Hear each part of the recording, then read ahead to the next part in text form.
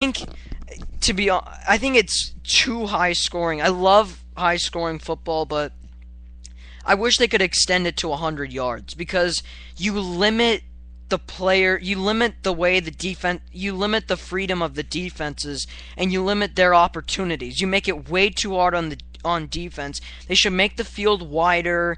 They should make it 100 yards. I don't like the presentation of the game per se. I think they should put better play-by-play announcers, especially on NFL Network. That's my only criticism. The presentation of it is not that great, in my opinion.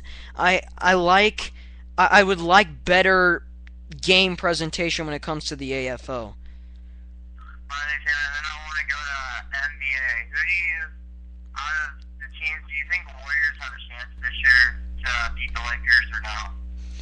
To beat the Lakers, I'm not going to go that far and say that, but I think they can be competitive. They can give them they can make it hard for the Lakers. I think that this team and the Warriors are a young team. They need to focus more defensively, and I think they got the right guy in Mark Jackson to do so. I think they have enough offense to compete with anyone in the Pacific Division. I think they're going to be a force. You never know.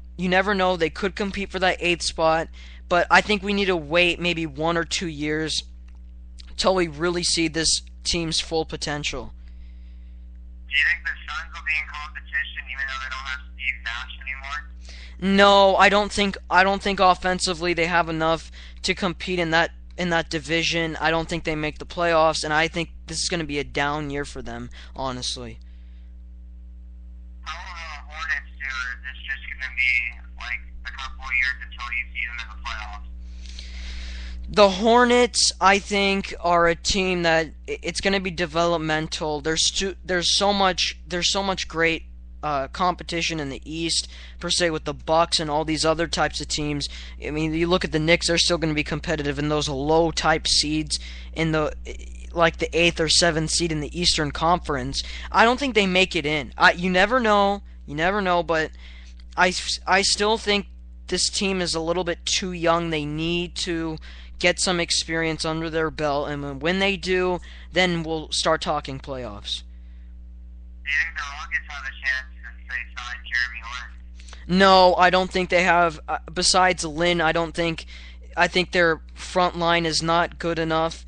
I think perimeter-wise, they don't have enough scoring, and I think it's a lot of pressure on Lin with all that scoring for a guy who had a good stretch of games, and durability's been a question. I'm not going to really focus on the durability part, but I still don't think they have enough offense or defense to compete at a high level like they did last year. Alright, thanks, Cameron. Alright, thank you. Okay, well, you know what? I think that's going to have to close it. Thank you very much for coming on to this show. Every single person who came onto this show, thank you. We have Brandon Byer. Well, we have Nick Rice at 7 o'clock on Spreaker.